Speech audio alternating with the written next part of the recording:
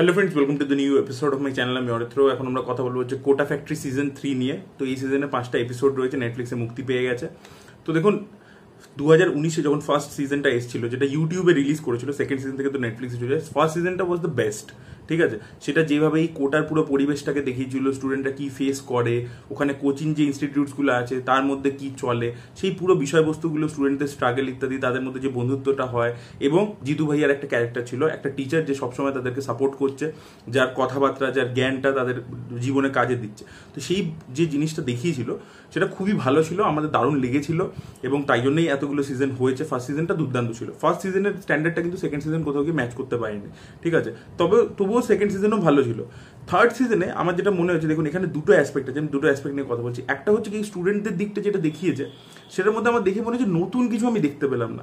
মানে আপনি দেখবেন যে প্লট পয়েন্টস বা কিছু এলিমেন্টস একই জিনিস, মানে ধরুন বৈভবের একটা মনোলগ, সেই মনোলগটা আমরা ফার্স্ট সিজনে দেখতে পেয়েছিলাম, এখানে একটু অ্যাঙ্গেলটাকে চেঞ্জ করে ওটাকেই রাখা হয়েছে।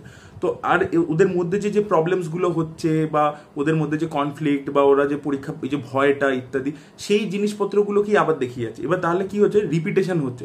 স্টুডেন্টদের লাইফগুলো, তাদের ইকুয়েশন, তাদের বন্ডিং যা দেখানো হচ্ছে, এগুলোর মধ্যে কিন্তু একটা স্ট্যাগনেন্সি চলে এসছে। ওটা আর নতুন কিছু প্রোভাইড করতে পারছে না। মানে ওদের প্রবলেমসগুলো একই, কনফ্লিক্টসগুলো একই হয়ে যাচ্ছে, সেখানে একটা স্ট্যাগনেন্সি কিন্তু চলে এসছে স্টোরি টেলিং এর মধ্যে। অ্যাটলিস্ট আমার এটা মনে হয়েছে, অনেকে হয়তো কানেক্ট করতে পারবে। তবে দেখুন, ইমোশন আপনি যে ফিল করবেন না তা নয়, ইমোশনাল কিন্তু আপনি হবেন। কয়েক জায়গা আছে খুবই ভালোভাবে ইমোশনাল হওয়া যায়, কিন্তু কোথাও গিয়ে প্রবলেমসগুলো একই রকম, এটা আমার মনে হয়েছে। এটা গেল একটা। কিন্তু অন্যদিকে এখানে একটা নতুন জিনিস তারা করেছে সিজন 3-তে, যেটা আমার খুব ভালো লেগেছে। সেটা হচ্ছে যে জিতু ভাইয়ার যে ক্যারেক্টারটা, একে ফার্স্ট সিজনে স্পেশালি এবং সেকেন্ড সিজনেও একটা আইডিয়াল টিচার হিসেবে দেখিয়েছে, যে তার কাছে সব কিছু, মানে কোয়েশ্চেনের আনসার আছে, সব রকম সিচুয়েশনে সে একটা সলিউশন দিতেই পারে, স্টুডেন্টদের হয়ে ভাবে। একটা মিথ, একটা যেন মানে আইডিয়াল জিনিস। কিন্তু এই যে জিতু ভাইয়া, সেও যে একটা হিউম্যান, তারও তো একটা সাইড আছে। এবং আরও একটা দারুণ জিনিস আমার লেগেছে, যে যত স্টুডেন্ট সুইসাইড হয়, স্টুডেন্টদের এই যে এত এডুকেশনের প্রেশারের জন্য স্টুডেন্টদের তো মেন্টাল হেলথের এফেক্ট পড়ে, এবং এটা আমরা বহু সিনেমা সিরিজে দেখেছি, এটা অ্যাড্রেস হয়েছে। কিন্তু সামনে যে টিচারটা আছে তার উপর কি ইম্প্যাক্ট পড়ে, সেটা কিন্তু কোনো সিনেমা সিরিজে এখন অব্দি দেখানো হয়নি। সেটা কিন্তু কোটা ফ্যাক্টরি সিজন 3 কিন্তু করে দেখিয়েছে। টিভিএফ কিন্তু এই অ্যাসপেক্টটাকে খুব সুন্দর করে এখানে ধরেছে। এবং এখানে জিতু ভাইয়ার যে হিউম্যান সাইডটা, যে জিতু ভাইয়াও কিন্তু কখনো কখনো ভিতরে একটা স্ট্রাগল করছে, এই করছে, তার দিকটাকে দারুণভাবে দেখিয়েছে, তাকে হিউম্যানাইজ করে দেখিয়েছে।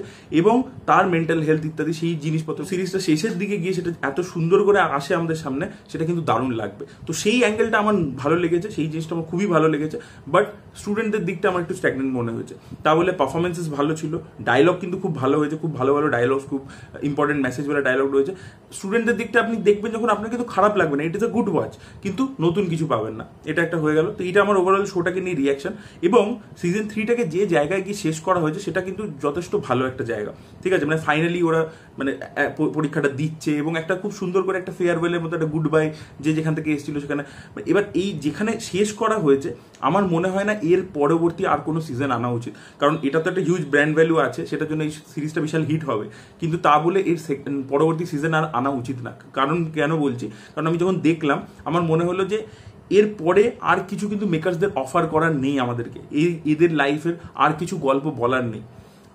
আর আমরা একটা পয়েন্টের পরে এই ক্যারেক্টারগুলোর সাথে আর কিছু নতুন দেখতে পাচ্ছি না, আর এমপ্যাথাইজও করতে পারছি না। তো এবার কিন্তু জিনিসটাকে এখানেই শেষ করে দেওয়া উচিত বলে আমার মনে হয়, আমার যা মানে স্টোরি টেলিং আমি যা দেখে বুঝলাম আর কি। সো আপনারা যারা দেখেছেন তাদের কি মতামত অবশ্যই জানাবেন। আচ্ছা, আরও একটা জিনিস আমার ভালো লেগেছে, সেটা হচ্ছে জিতু স্যার যে নিজস্ব কোচিং সেট আপ করেছে, তার মধ্যে যে টিচার্সরা আসছে, তিলোত্তমা সোমের ক্যারেক্টার নতুন অ্যাড করেছে, তাদের দিকগুলোও কিন্তু বেশ ভালো, তাদের অ্যাঙ্গেলগুলো, এবং তিলোত্তমা সোমের পারফরমেন্সও খুব ভালো ছিল, তাদের কাজ ভালো, এবং পারফরমেন্স কিন্তু প্রত্যেকের ভালো ছিল। জিতু ভাইয়া তো দারুণ কাজ করেইছে, এবং এছাড়া মিনা বলুন বা ওই যে আরও একটা বন্ধু থাকে ওর, তবে বৈভব, এই ক্যারেক্টারগুলো কিন্তু এদের প্রত্যেকের পারফরমেন্স খুব ভালো ছিল। রেবতী পেলের কাজও ভালো ছিল। তো পারফরমেন্সেস প্রত্যেকেরই ভালো ছিল।